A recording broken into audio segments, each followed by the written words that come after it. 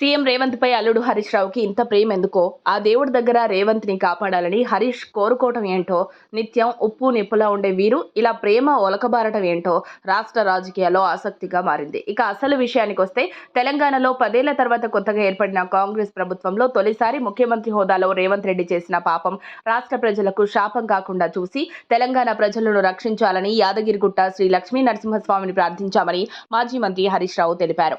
CM Revanth Reddy పాప పరిహారం కోసం, తెలంగాణ ప్రజల శ్రేయస్సు కోసం నేడు యాదగిరిగుట్ట ఆలయాన్ని దర్శించుకుని బీఆర్ఎస్ ఎమ్మెల్యేలు, ఎమ్మెల్సీలు, ఇతర నాయకులతో కలిసి పూజలు చేయనున్నట్లు చెప్పారు.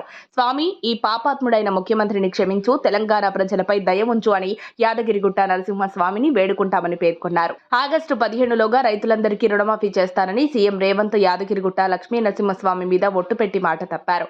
49,000 కోట్ల వ్యవసాయ రుణాలున్నాయని డిసెంబర్లో చెప్పారు. కడుపు కట్టుకుంటే చాలు, ఒక ఏడాదిలో 40,000 కోట్ల రుణమాఫీ చేస్తారని జనవరిలో అన్నారు. కేబినెట్ లో నిర్ణయించిన 31,000 కోట్లు రుణమాఫీ చేస్తామని దేవుళ్ల మీద ఓట్లు పెట్టారు. మొన్నటి బడ్జెట్ కేటాయింపుల్లో 26,000 కోట్లను కుదించారు. ఆగస్టు 15న రుణమాఫీ పూర్తయిందని చెప్పి 17,000 కోట్లు అన్నారని హరీష్ రావు గుర్తు చేశారు. ఒకవైపు రుణమాఫీ చేశామని ముఖ్యమంత్రి చెప్తుంటే, మరోవైపు మంత్రులు కాలేదని అంటున్నారని పేర్కొన్నారు. రుణమాఫీ పూర్తిగా జరగలేదని, మిగిలిన 12,000 కోట్లు కూడా విడుదల చేస్తామని మంత్రి పొంగులేటి శ్రీనివాస్ రెడ్డి ప్రకటించగా, 17 లక్షల మందికి ఇంకా రుణమాఫీ కాలేదని మరో మంత్రి ఉత్తమ్ కుమార్ రెడ్డి చెప్తున్నారని గుర్తు చేశారు.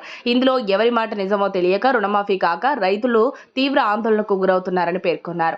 అధికారం కోసం దేవుళ్ల మీద ఓట్లు వేసి మాట తప్పిన సీఎం రేవంత్ రెడ్డిని నిలదీసేందుకు గురువారం ఆలేరులో నిర్వహించే ధర్నాలో పాల్గొంటారని హరీష్ రావు తెలిపారు. సీఎం రేవంత్ పై ప్రేమ ఉంచి రేవంత్ను క్షమించమని నేడు లక్ష్మీ నరసింహస్వామిని హరీష్ రావు వేడుకోవడం హాట్ టాపిక్ గా నెలకొంది. మరిన్ని అప్డేట్స్ కోసం మా కాయ్ టీవీని సబ్స్క్రైబ్ చేసుకోండి. మా వీడియో కనుక మీకు నచ్చినట్లయితే లైక్ చేయండి, షేర్ చేయండి. మీ విలువైన అభిప్రాయాలను కామెంట్ బాక్స్లో తెలియజేయండి.